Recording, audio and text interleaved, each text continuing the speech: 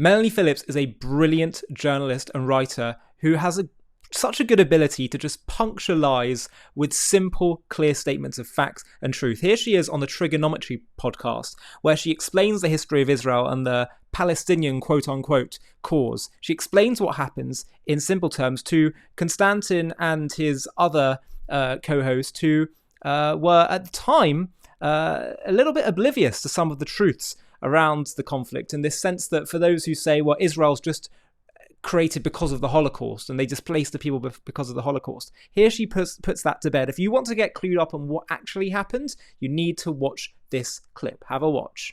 The fundamental narrative about Israel essentially is that as a compensation for the Holocaust, the Jews were given a piece of someone else's land in the Middle East where they've settled, and now there is a battle over that piece of land because of that original sin, if you like, which is a viewpoint that, frankly, up until I started listening to some of your talks, it was unshakable in my understanding. Yeah, absolutely. Because I don't know, I honestly don't know enough about it. That's the default narrative. Yeah. So, in what way is that not the case, Melanie? Every single thing that you just said is untrue. Mm-hmm. Most of your conversations, that'll make him happy. Obviously, it's a big subject, but the idea that the Jews had no connection to the land of Israel until a guilt-ridden West took them out as a remnant of the Holocaust and stuck them into someone else's country is the opposite of the truth. So what is the truth? The Jews are the only people for whom the land of Israel was ever their national kingdom. Hundreds and hundreds of years before Islam was even invented and before the Arabs invaded. The Jews were the original nation upon which America and Britain, in a kind of mystical fashion in Britain, modeled themselves. Why do I say that? They were a nation because they were a people in a particular area of land which they governed according to laws they made and which they defended. Now, they were a nation for several hundred years under various kings, and then they were basically kicked out, and then they returned, then they kicked out again. And then that land of Israel was occupied by vast numbers of different civilizations. The Romans, the Assyrians, the Arabs, various sorts of Muslims, Christians, Crusaders, and for a long period the Ottoman Turks, who were Muslim but not Arab. And then we get to the turn of the last century, and there grew up in Britain, mainly as a result of evangelical Christianity, a movement to return the Jews to their ancestral homeland. And these people were called Christian Zionists. And the kind of apogee of Christian Zionism in political terms was the Balfour Declaration in 1917. It was a cabinet which was dominated by Christian Zionists, and they believed that it was their duty to help the Jews return, to restore their ancient homeland.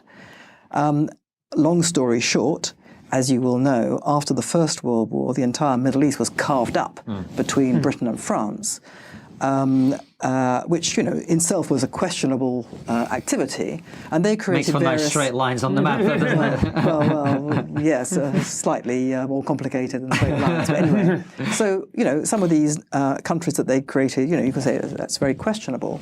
But basically, the precursor of the United Nations, which was then the League of Nations, in the 1920s, decided that as a matter of international treaty obligation, Britain would be given custodianship of what was then called Palestine, a name given to it insultingly by the Romans in order to erase its Jewish identity. The British would be given custodianship of Palestine, called the Mandate, under which Britain would be under a binding treaty obligation to return the Jews to their ancestral homeland, to recreate it. Now, what was Palestine at the time? Well, a bit of it, a very large chunk of it, was promptly given away to the Arabs by Winston Churchill to become Transjordan, which is now Jordan. So what did that leave as the territory within which Britain had a binding duty undertaken by the world body of the time to return the Jews as a matter of historic right? What was that territory? It is what is now Israel, what is called the West Bank, and Gaza. That is the territory to which the Jews alone were given the right to return because they alone had ruled it. Terms which have never been abrogated, even though the League of Nations is no more. It gave rise to the United Nations. But the United Nations took on, in its charter, it took on all the obligations of its predecessor unless they were specifically abrogated. Those terms have never been abrogated. So what then happened was, although the Arabs at the time, around 1917, 1918, King Faisal notably, and one or two others, they said, we welcome back the Jews to their ancestral homeland. They used this term because it was in their own religion. They knew this was a Jewish homeland. And then a lot of stuff happened. Basically, the British, having undertaken in the first place this duty to settle the Jews in their ancestral homeland, the British colonial office at the time and the colonial administrators who were put into Palestine to administer this mandate did everything they could to stop it. And they, among other things, brought in an Islamic firebrand. This was at the time when Islamism, as we know it, political Islam, was growing. It was sort of invented after the First World War. And the British brought in a particular Islamic firebrand called Haj Amin al-Husseini as the Grand Mufti of Jerusalem. And he was brought in to incite revolt, and he did. There were then pogroms after pogroms after pogroms of the returning Jews. The thing then blew up into a sort of three-sided war. Jews and Arabs and British, or basically at various times all fighting each other. Scroll on, the British threw in the towel, gave it over to the United Nations. The United Nations, Britain by this time had reneged on its obligation to settle the Jews in the land. Britain had decided the only way to solve this was to give a portion of this land to the Arabs in order to shut them up and stop them from fighting. And in accordance with that, the British closed the gates of Palestine at the time when the Jews were starting to be exterminated in Europe. That's what happened. And then the United Nations took over, the war finished, the United Nations took over. The United Nations said, just like Britain had said, right, two-state solution, one for Jews, one for the Arabs. And just as with every occasion since then, the Jews said, what? You're going to take this away from us? Fine, fine, give us anything, because we're desperate. And the Arabs said, what? Jews? Here? Never. And they invaded, or they went to war against the Jewish homeland.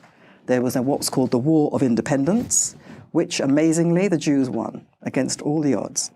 Subsequently, there have been, I've forgotten how many, 2, 3, 4 offers of a state of Palestine to the Arabs, which have been made by Israel.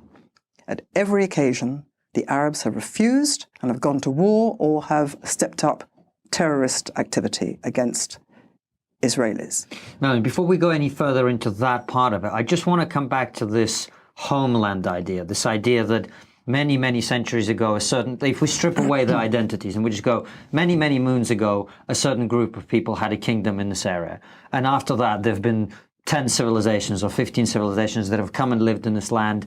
And now, for some reason, it's kind of like me, isn't it a bit like me going, well, I grew up in this flat in Moscow, and now I want to be resettled there. Yeah. And all the neighbors have agreed to kick out that guy who lives there now and put me in that flat instead. Yeah, is it not a bit like that? Well, no, it's not like that. First of all, the Jews never left the land.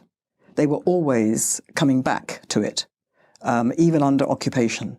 There was always a Jewish presence in the land, and from the mid-19th century onwards, there was a Jewish majority in Jerusalem.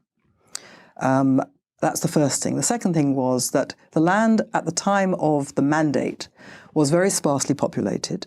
The people who were there were mainly nomadic Arabs, but they didn't have an identity. They considered themselves to be part of Syria, which was created, or Bedouin. There was no such thing as Palestinians.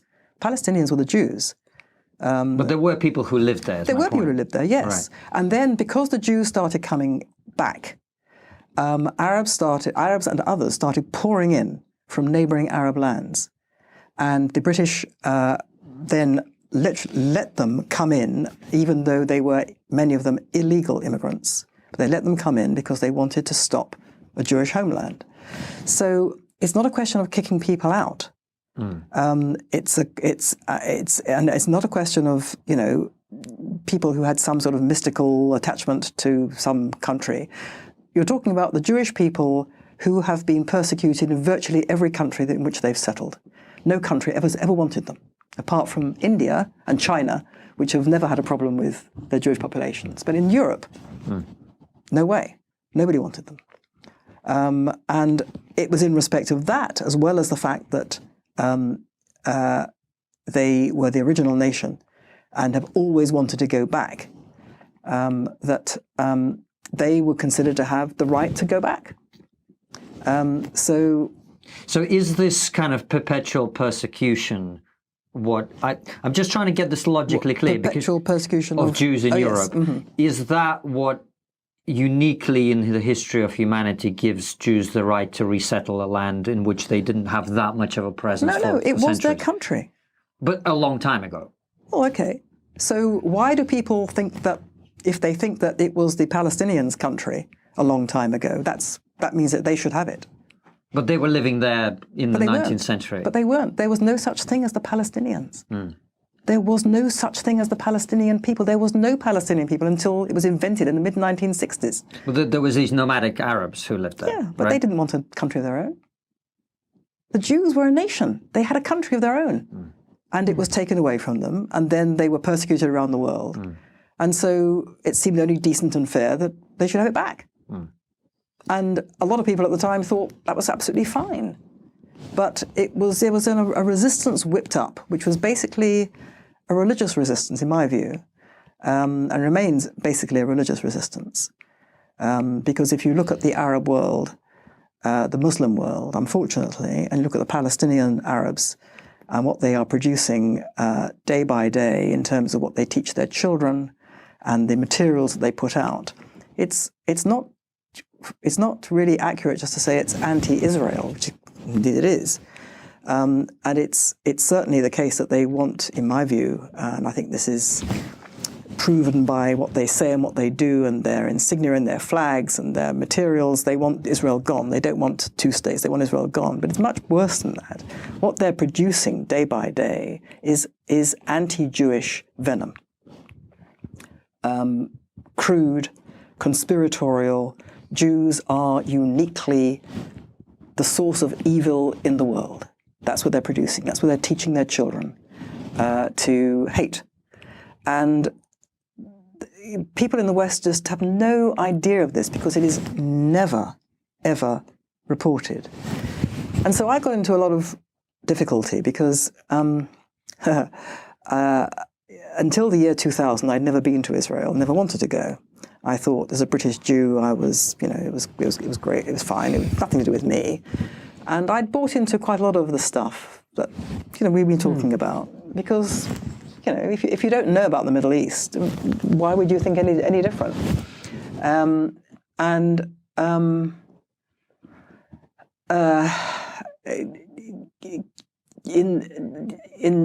1982, when I was at The Guardian, I was brought up very sharply against the fact that, as a British Jew, I spoke, as a matter of fairness, about why there seemed to be a double standard in the reporting of Israel at that time, as opposed to reporting of Syria.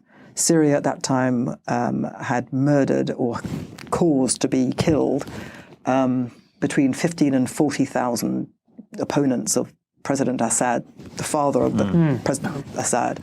And it was virtually not reported at The Guardian. It was a few paragraphs. It was nothing. Whereas Israel was at war in the Lebanon, and it was a front-page story every day. It was furious editorials. It was outrage op-eds. And I said, why is there a double standard? And that's when I realized the racism of the left, because I was told, of course there's a double standard. You don't expect us to treat the developing world like us. The developing world is not brought up as we are to respect human life. Consequently, we can't judge them by our standards. That's racism. And I went, what? So let me get this right. If someone's born into the developing world, they're not entitled to the same rights to life and liberty as we are? Isn't that racism? And they said, why are you so upset? We do you the great honor. I became you. Like that. You. We do you the great honor of assuming that you and Israel, and I became Israel, that you and Israel adhere to the same principles as we do. Respect for human life. So we judge you by our standards. And what's more, you tell us that you are morally superior to us, so we should judge you by higher standards. And that's when I realized the anti-Semitism of the left and the racism of the left. And that's when I first realized that my naive belief that we were all marching to the same tune, behind the same banner of decency, was not the case. They were on the other side. And then I didn't do any more stuff about any of that for a long time. And then in the year 2000, when the Intifada started, Second Intifada as it was called, something very similar happened. Israelis are being blown to bits in pizza parlors and cafes and on buses in Israel. And several thousand were murdered. And from the get-go, in Britain, Israel was totally condemned for taking condign action to stop it. And as a matter of justice and fairness, I said, what is this? Why are you behaving like this? And everybody went, oh, she's a Jew. She's not properly British. And that was when I realized, as a British Jew, you could not support the Jewish people as a people. Not allowed. And that's when I realized something was very, very badly wrong with Britain's attitude to Jews, not just to Israel, but to Jews. But the two were bound up together.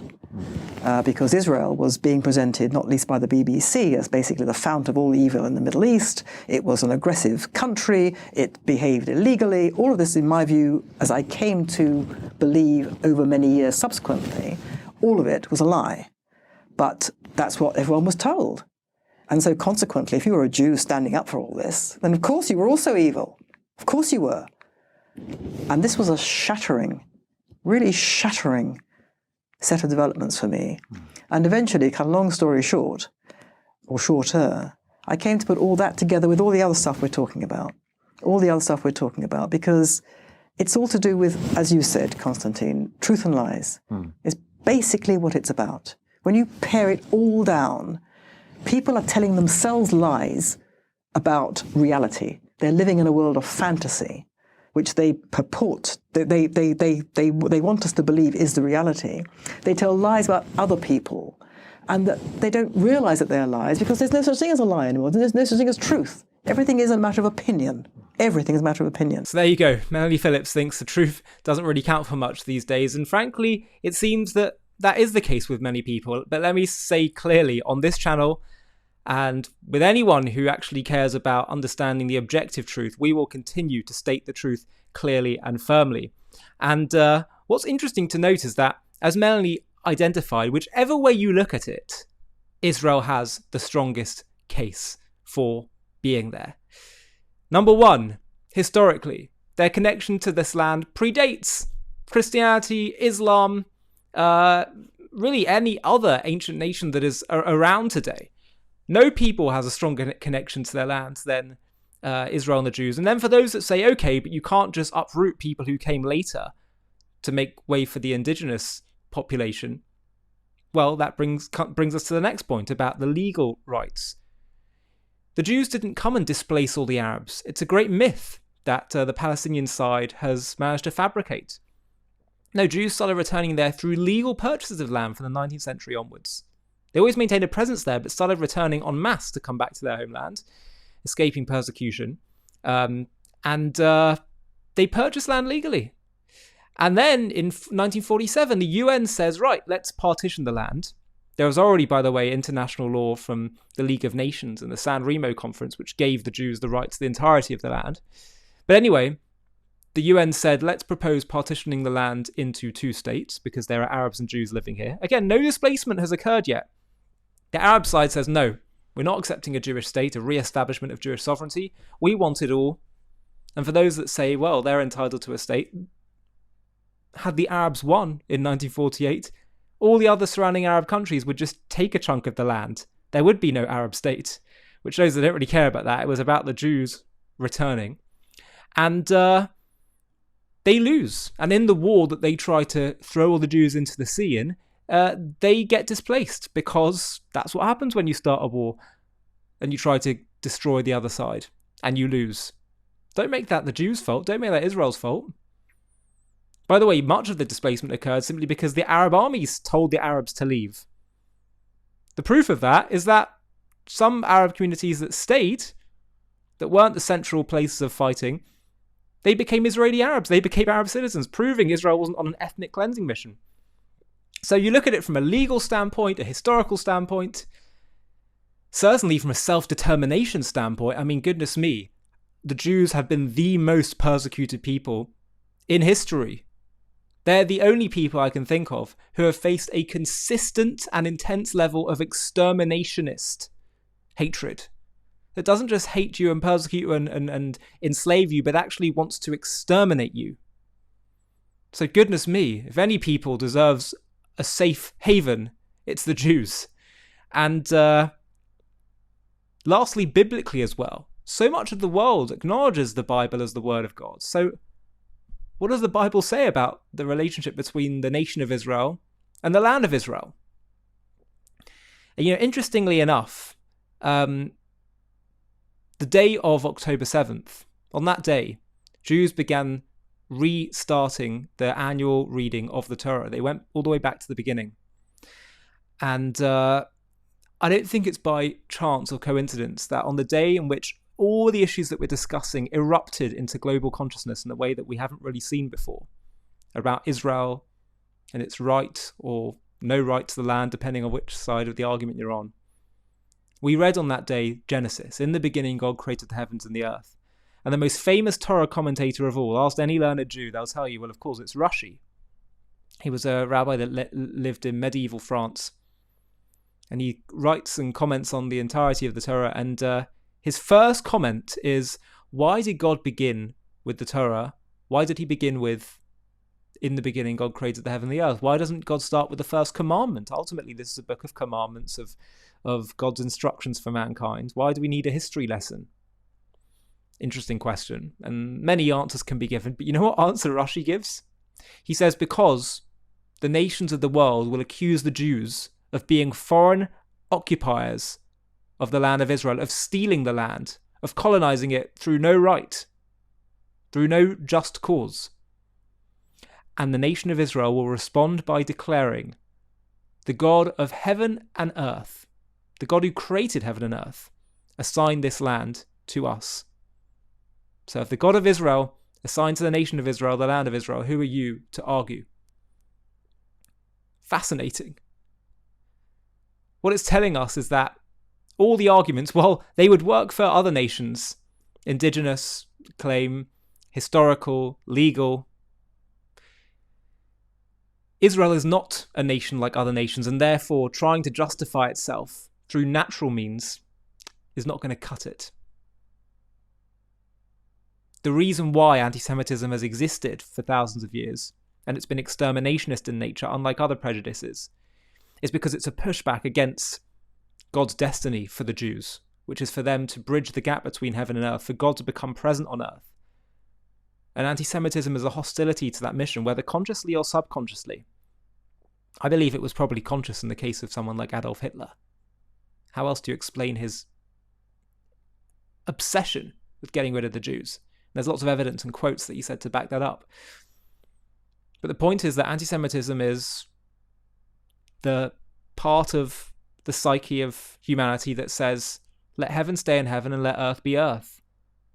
Jews, you want to bring God down to earth? Go back to heaven where you belong. And so because the Jews have this divine mission, they can't escape it. And it's going to have to be those who are hostile that are going to have a reconciling of that. But it's only when the Jews explain and fully actualize and come into their role and embody that role that their mission will fully be actualized. And so there's no use trying to hide away from it. Only by fully coming into that will they channel the source of their power. And that's why the nations won't accept a natural argument for why the Jews have the right to their land. The only thing that will ever work will be what their mission is all about, which is that we are in this land and we have the right to this land because God said so.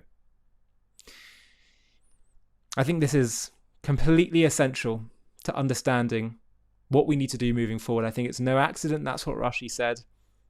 And by the way, this actually is what I think is going to work in a Muslim Arab world, where they honor and respect God and religiosity far more than they do secular, international, Western or democratic rules of engagement or law or justification.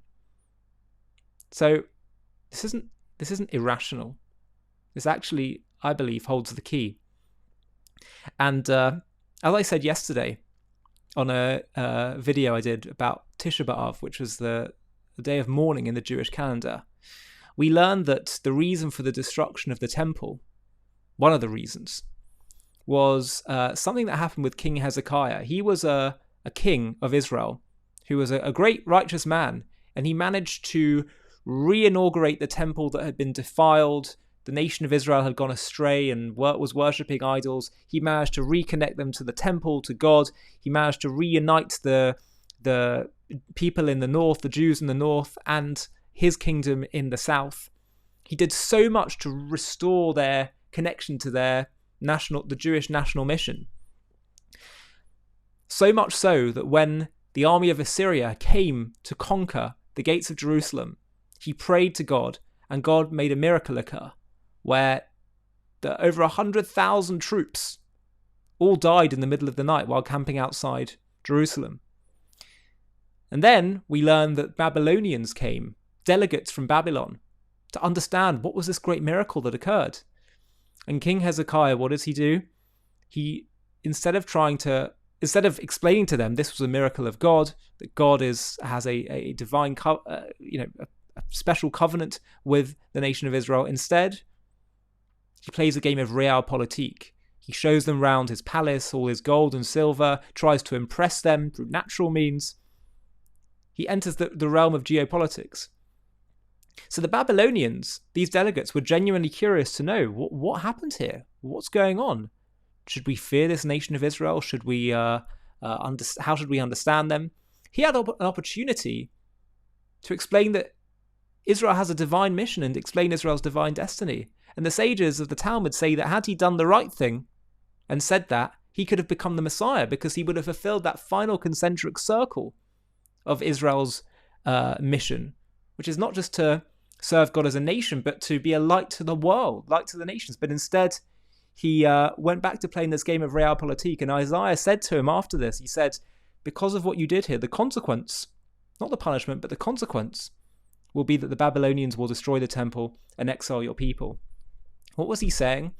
He's saying that if you want them to see you like a nation as all others, then they'll trample over you in a world of empires and regional powers. The kingdom of Judah doesn't stand a chance there. But if they see you as different, you're not to be messed with because you're God's nation, because of your divine role, they'll treat you very differently. And so that is so clearly a lesson that we all have for today as a nation of Israel. We have to stop justifying ourselves and explaining ourselves through natural means and explaining why international law and all this stuff justifies our existence. I believe if we speak in a divine tone, if we explain who we are, not through natural means, but through supernatural reasons, I think the world will actually have a lot more time for us, and it may well hold the key to transforming Israel's global isolation into honour and praise. The Islamic Republic of Iran. For over 4 decades, its leaders have stood defiantly, their voices thundering through Tehran's streets, chanting death to Israel and waging a relentless war on the West. But what fuels this fierce, unyielding hatred?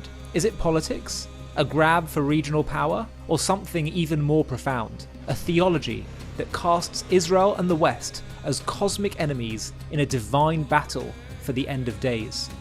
In this JTV Plus documentary, we embark on a journey to unravel the apocalyptic beliefs at the core of Iran's revolution. We'll uncover the sacred Shia doctrines that prophesy a world reborn through chaos, where a hidden redeemer, the Mahdi, will rise to vanquish evil, with Israel and America as the ultimate foes. We'll dive deep into the mystical visions of a global Islamic order, where martyrdom and jihad pave the path to divine victory. We'll explore how these ancient beliefs shape Iran's every move, from its fiery rhetoric to its deadly proxy wars. From the revolutionary sermons of Ayatollah Khomeini, who ignited a nation, to the shadow wars of spies, cyber attacks, and missiles that have pushed the region to the brink. We'll trace the arc of a regime bent on reshaping history, and we'll reveal the climactic moment when Israel struck back with Operation Rising Lion, a daring, high-stakes operation that shook the world and redefined the conflict. This is not just a story of a nation, but of a creed that seeks to rewrite the future, a conflict that threatens to engulf us all.